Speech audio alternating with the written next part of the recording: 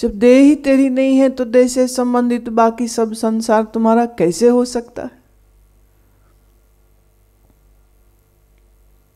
और तुम्हारा यह जो शुद्ध स्वरूप है, इसको मौत छू ही नहीं सकती। लाखों जन्म हुए, लाखों बार शरीर मरा, पर हर बार मौत देह तक पहुंची है, मृत्यु कभी भी तुम तक नहीं पहुंची है। तो अपने आप को जाने और अपने आप के इस बोध में टिके। जो इस आत्मचिंतन की राह पर चलता है, आत्मचिंतन करता है, उसके मन से सब भय दूर हो जाते। शरीर के साथ संबंध रखोगे, शरीर से सुख को चाहोगे, तो याद रखना तुम्हारा दुखी होना निश्चय ही पक्का है। क्योंकि देह मरण धर्म है और ये संसार के सब पदार्थ भी टूटने फूटने वाले हैं, सदा टिकने वाले हैं नहीं। सो अपने आप को भय मुक्त करो, देह से मैं को परे हटाओ और अपने आप को जानो, अपने आत्मा को जानो, आप में आप टिको। अपनी असल पहचान भूलोगे तो दुख से छुटकारा कभी ना हो सकेगा, कभी नहीं, चाहे कुछ कर लो। अमीर हो जाओ, जवान हो जाओ, जवानी कितने दिन वो भी चली जाएगी, धन कितने दिन चला जाए तो दुख, ना जाए तो धन का अधिक उपयोग करते रहने से इंद्रियां शिथिल हो जाती, शरीर शिथिल हो जाता है।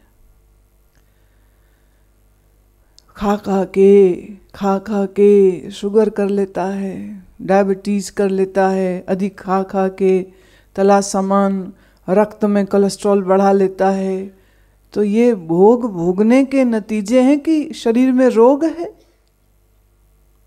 भोगों की अधिकता होने से शरीर में रोग है। शरीर के सुखों को लेने के लिए स्त्री पुरुष का संपर्क बनाता है और कभी कभी इतनी भूख इसके अंदर होती है कि अपने विवाहित साथी के अलावा भी यहाँ वहाँ संबंधों को स्थापित करता है और इन्हीं संबंधों के कारण कितने ही रोगों से पीड़ित हो जाता है। भोग रोग को जन्म देते। भोग से संसार में जो जाल है, जो संसार का पकड़ है, वो गहरी होती है।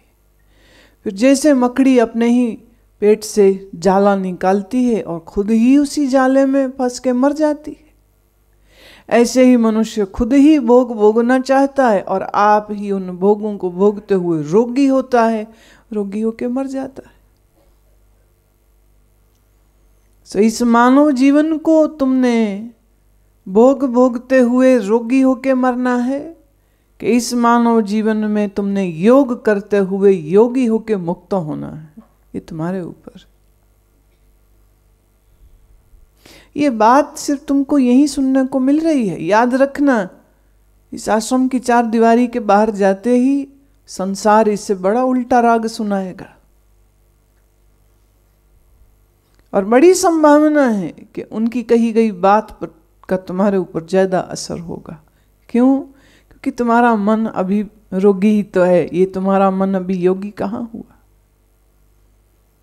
पर आज इस छोटे से ध्यान के प्रयोग को इसीलिए कराया ताकि तुम जानो कि तुम्हारे अंदर क्या है और तुम किसको छोड़ करके किसके पीछे भागते फिरते हो।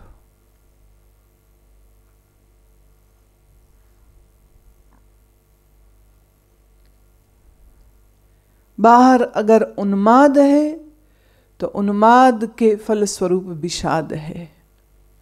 भीतर जो मन शांत है तो उसके फलस्वरूप भीतर आनंद है। तो तुम्हें उन्माद चाहिए तो विषाद के लिए तैयार रहना। और अगर आप मन को एकाग्र करके अंतर्मुखी करके भीतर आत्मचिंतन करते हैं तो निश्चय जानो तुम्हारा आनंद गारंटीड तुम्हारे ही पास रहेगा।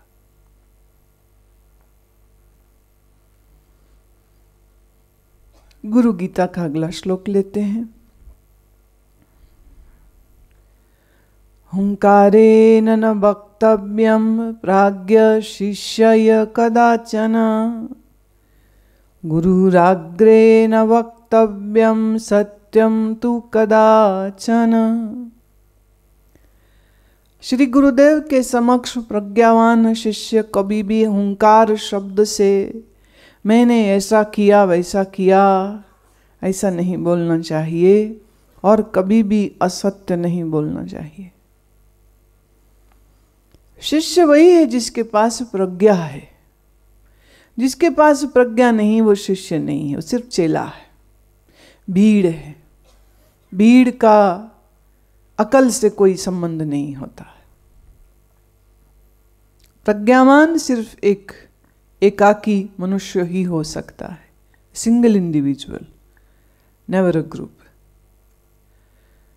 एकाकी मनुष्य अभ्यास करे, सत्संग करे तो उसके अंदर प्रज्ञा जागृत हो सकती है। जिसके अंदर प्रज्ञा जगी वो ही गुरु के लिए श्रद्धा और प्रेम से भरपूर हो सकता है। और जिसके अंदर श्रद्धा है, प्रज्ञा है, ऐसा आदमी हुंकार से तो कभी बोल नहीं सकता। तो इसका अर्थ जो हुंकार से बोले, मैंने ये किया, मैंने वो किया, मैंने ये किया, मैंने वो किया, जो मैं का गीत गा रहा है वो अंधा है, अहंकार का अंधा है। कभी कभी संसार में क्या क्या किया उसके लिए तो मैं जोड़ता ही है, तो कभी कभी मैंने धर्म की राह पर क्या क्या किया उसको भी बड़ी मैं के साथ, अहंकार के साथ बोलता है। मैंने इतने व्रत किए, मैंने इतने दिन बिना खाना खाए रहा, मैं इतने दिन बिना जल का उपवास किया, मैं उल्टा लटक गया, मैंने इतने दिन तलक बैठ करके मंत्र जप किया, अब यहाँ भी मैं हो रही, मैं मुक्त होके रहूंगा। ये भी जिद है, ये भी अहंकार होता है। मैं मुक्त हूं, ये पीड़ा भी हो सकती है। मैं मुक्ति प्राप्त करूं, ये तुम्हारा लालच भी हो सकता है। जब बाकी सब बंधन में हूं, मैं मुक्त हो गया ना श्रेष्ठ दूसरों से। तो स्वयं को श्रेष्ठ बनाने के लिए भी कभी कभी मोक्ष की चाह करने लग जाते। मेरे परिचय में एक इंसान ऐसा आया, बचपन में ही घर छोड़ दिया था, हरिद्वार ऋषिकेश रहा साधुओं के साथ, और उससे यही था कि मुझे आत्मज्ञान नहीं हो रहा, आत्मज्ञान नहीं हो रहा। आया, मुझे आत्मज्ञान कराइए, कुछ समय रहो, शिविर करो, जो बोले सो साधना करो। तो कोई 4 महीने, वो 6 महीने रुका। 6 महीने बाद तो वो बड़ा क्रोधित सा होने लग गया, कब होगा मुझे आत्मज्ञान? अब हम लिख के तो दे नहीं सकते। जन्मों का अंधकार है, अंधकार भी तुम्हारा बनाया हुआ है, तुम कब छोड़ोगे? तुम मुझे बताओ। नहीं, आप मेरा ध्यान नहीं कर रहे हैं, आप मेरे ऊपर ख्याल नहीं कर रहे हैं, तो हम पे दोषारोपण करने लगे। अमुक गुरु ने 1 हफ्ते में शिष्य को ज्ञानी करा दिया था, अष्टावक्र ने जनक को 1 सप्ताह में ज्ञानी करा दिया था, कृष्ण जी ने अर्जुन को मात्र कुछ घंटे में ज्ञानी बना दिया था, आप मेरे को कब बनाओगे? इसमें भी जिद।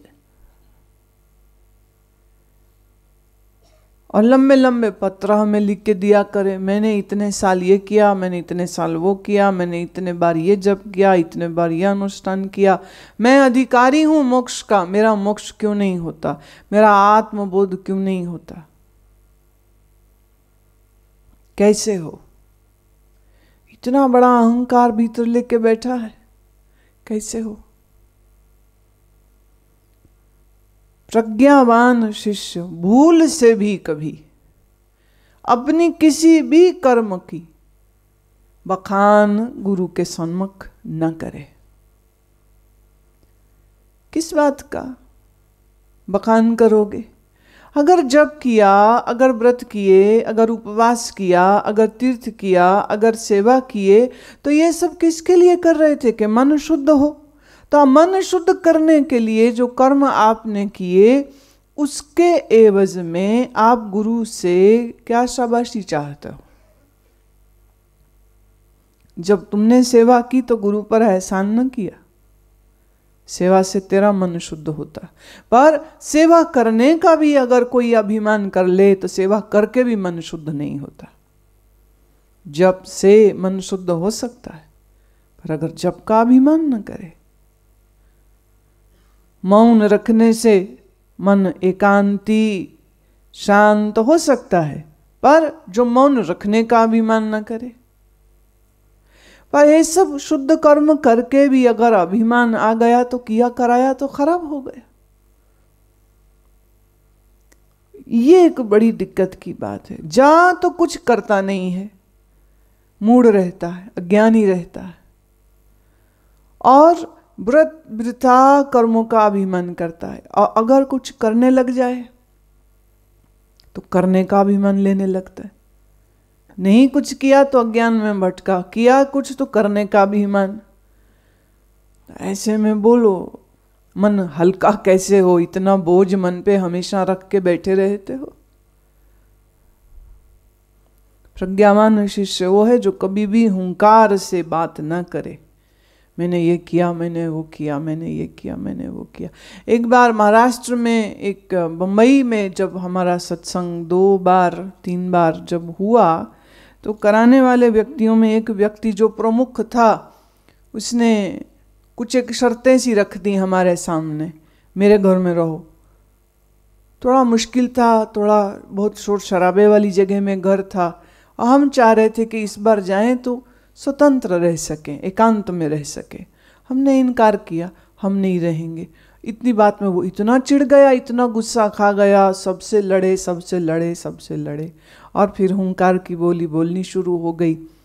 और आखिरी दिन मेरे सामने ही बैठ करके कहता है, मैं नहीं होता तो बम्बई में प्रोग्राम नहीं हो सकता था।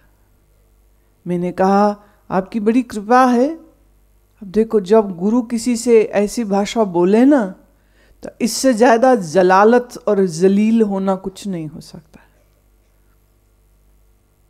हमने कहा उसको, मैं आपकी बड़ी कृपा है, क्योंकि अब वो शिष्य की तरह तो बोल ही नहीं रहा ना। मेरे लिए तो वो एक अनजान आदमी है जिसने अपना 1 हफ्ता कंपनी का काम छोड़ के हमारे काम को किया है, तो मेरे ऊपर बड़ा एहसान है उसका। मैं आपकी बड़ी कृपा है कि आपने ये सब कुछ किया, उसके लिए बड़ा धन्यवाद।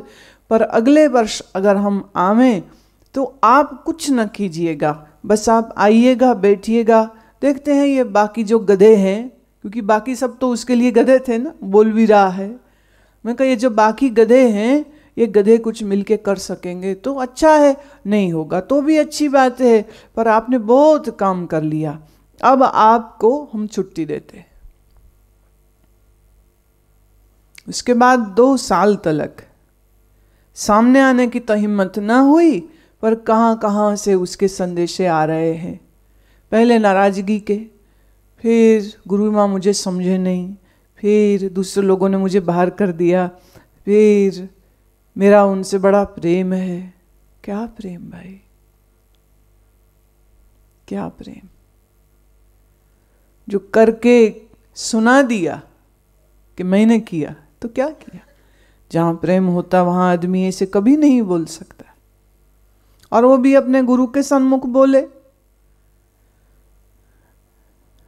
उसके बाद से आज भी बम्बई में सत्संग हो रहे हैं, शिविर हो रहे हैं, सब कार्यक्रम हो रहे हैं, सब कुछ हो रहा है।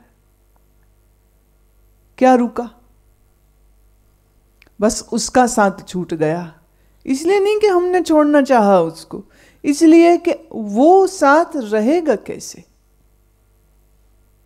अभिमान आपका सबसे बड़ा दुश्मन होता है, और अभिमान का सृजन आप स्वयं करते हो।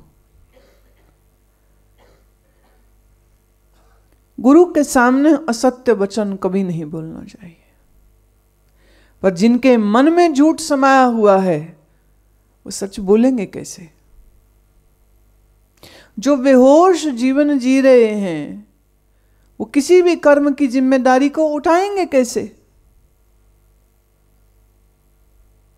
दुराग्रह करने वाला इंसान, बेहोश इंसान कभी भी अपने अवगुणों को नहीं देखता है, दूसरों पर दोषारोपण करता है, अपनी कमियां दिखती नहीं है, दूसरों की कमियां वो देखनी छोड़ता नहीं है, और ऐसे में वो ऐसी दुर्गम स्थिति अपने लिए कर लेता है कि फिर अपना आप बचाने के लिए उसे झूठ तो बोलना ही पड़ेगा। पर झूठ बोल के आप 1 बार 2 बार 4 बार 10 बार तो धोखा दे लोगे, कहीं तो तुम्हारा झूठ पकड़ा जाएगा, तब क्या करोगे? इस विषय में मैं पुराण की कथा कहती हूं। महाभारत के इस पात्र ने कुंती के पहले पुत्र कर्ण ने ऋषि के पास शिक्षा प्राप्त करने की चाह करी, पर ये ऋषि सिवा ब्राह्मण के किसी को शिक्षा देते नहीं, और क्षत्रियों से तो खास ही उनका बैर था, क्योंकि क्षत्रियों ने उनके परिवार को बहुत आहत पहुंचाया था। कर्ण ने इस ऋषि से शिष्यत्व ग्रहण किया, वर्षों उनकी सेवा में रहा, पर यह कभी नहीं उनको बताया कि वह स्वयं एक क्षत्रिय है, इसलिए क्योंकि वो खुद ही नहीं जानता था कि वो कौन है। कुंती ने कर्ण के जन्म होते ही उसको एक टोकरे में डालकर नदी में बहा दिया था। पाला था जिन्होंने वह बेचारे गरीब थे, उन्होंने अपना पुत्र समझ के उसको पाला है, और वो यही सोचता रहा है कि ये जो बड़े बड़े राजा महाराजाओं के रथ चलाते हैं यह सारथी ही मेरे पिता है। पर अंदर का वो जो क्षत्रिय खून है वो शस्त्र विद्या सीखने के लिए उसको उमगा रहा था, इसी कारण वो पहुंच गया परशुराम जी के पास, और परशुराम उस पर दया करके उसको स्वीकार कर लेते। भाई जब तक वो क्षत्रिय नहीं तब तक उनके लिए हर आदमी ठीक था। एक दिन दोपहर का समय था, कुछ विश्राम करने के लिए परशुराम जमीन पर लेटे तो तुरंत कर्ण भाग के आगे गया और उसने चौकड़ी लगाई और कहा, गुरुदेव मेरी जांघ पर आप सर रख लीजिए, जमीन पर सर न रखिए। परशुराम की जांघ पर सर रखकर परशुराम जी सो गए, कर्ण की जांघ पे सर रख के। थोड़े ही समय में एक केकड़ा आकर कर्ण की बाईं जांघ पर आके बैठा, और अब उसको तो मांस खाना है, खून लेना है, तो उसने डंक मारना शुरू किया। अब कर्ण भयंकर पीड़ा हो रही है, पर न तो हाय की, ना उफ की, ना हिला, दर्द को सहता गया। दर्द के मारे आंसू निकल आए आंख से, पर दर्द सहता रहा, क्योंकि उसे लगा हिले, अगर मैं हिला तो गुरु जी की शयन में भंग होगा, तो उनके विश्राम में कोई बाधा नहीं आनी चाहिए। परशुराम जब अपने आप अपनी नींद से उठे तो क्या देखते हैं, उसके पूरे कपड़े खून से सने हैं और केकड़ा जांघ पे चढ़ा है और मांस खा रहा है और उसका खून पी रहा है। परशुराम जी ने जब ये देखा तो बड़े क्रोधित हुए और उन्होंने कहा, तूने मुझसे झूठ बोला है, तू क्षत्रिय है। इतना धैर्य सिर्फ क्षत्रिय में हो सकता है। शरीर पर इतना घाव, इतनी पीड़ा है, केकड़ा खा रहा है और तो भी सह रहा है, तू क्षत्रिय है। कर्ण ने कहा, मैं नहीं जानता हूं, मेरे पिता जो हैं वो तो सारथी हैं, वो तो क्षत्रिय नहीं है, तो शूद्र हैं। सूत पुत्र हूं मैं। परशुराम कहते तू जो मर्जी कह ले, और परशुराम सही थे, तू क्षत्रिय है। और इस बात से कुपित होकर उन्होंने श्राप दे दिया कि मेरे द्वारा सीखी गई विद्या की जिस समय तुम्हें सबसे ज्यादा जरूरत होगी उसी क्षण तू इस सारी विद्या को भूल जाएगा।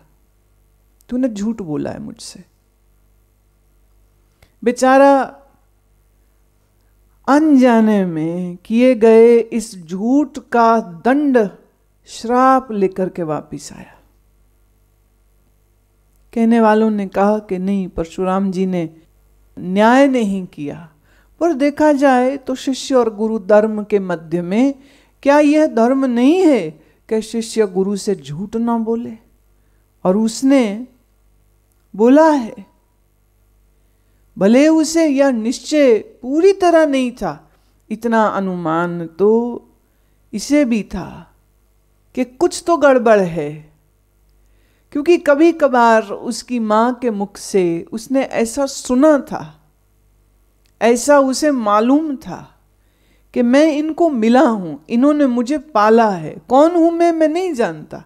तो पहले दिन जब वो गया परशुराम के पास, उस दिन अगर वो ये कह देता कि मैं मेरे जन्म देने वाले माँ पिता के विषय में कुछ नहीं जानता हूं, मेरे जो पालक है सो सूत है, तो बात कुछ और हो जाती। पर कर्ण ने ऐसा नहीं किया। सदगुरु के सामने झूठ बोलना, मिथ्या असत्य वचन बोलना को घोर अपराध माना गया है।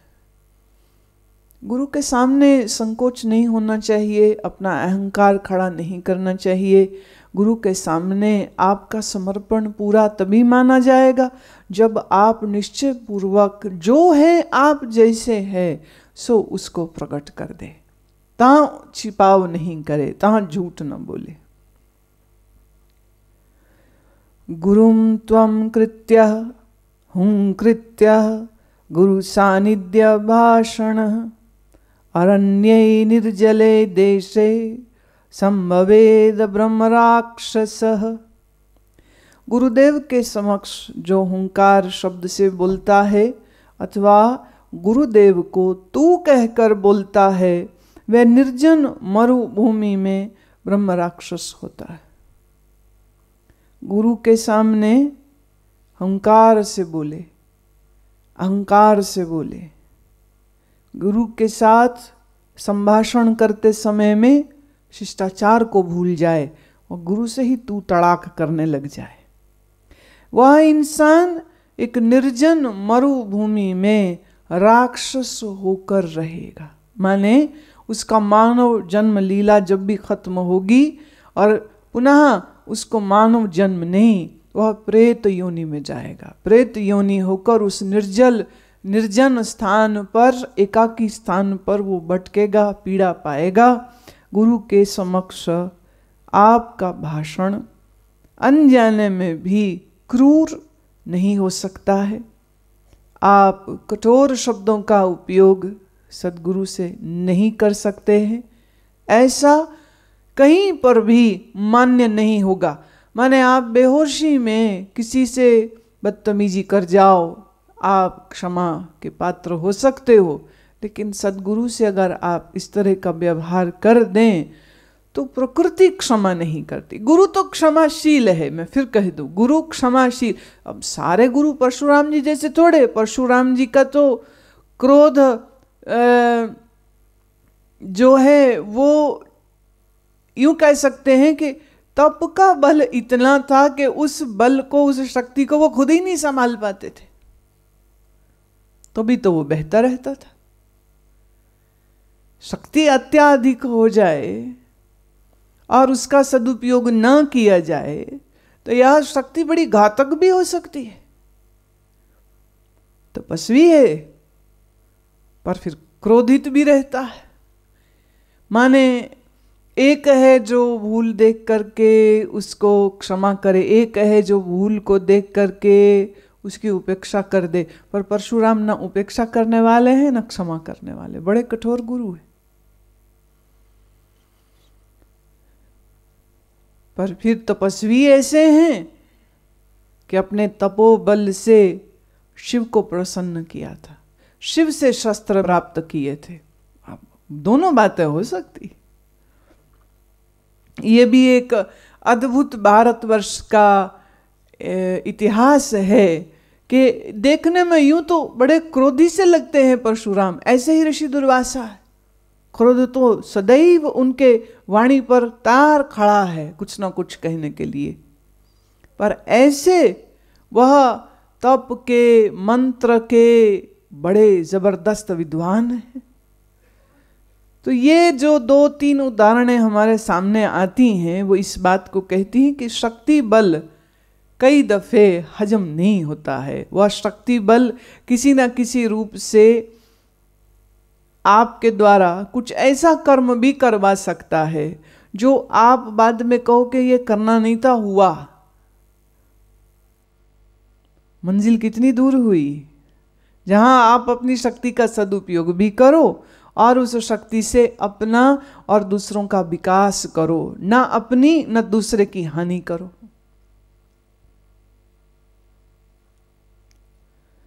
अद्वैतम भाव्येन नित्यम सर्वावस्थासु सर्वदा कदाचिदपि नो कुर्याद्वैतम गुरु सन्निधो।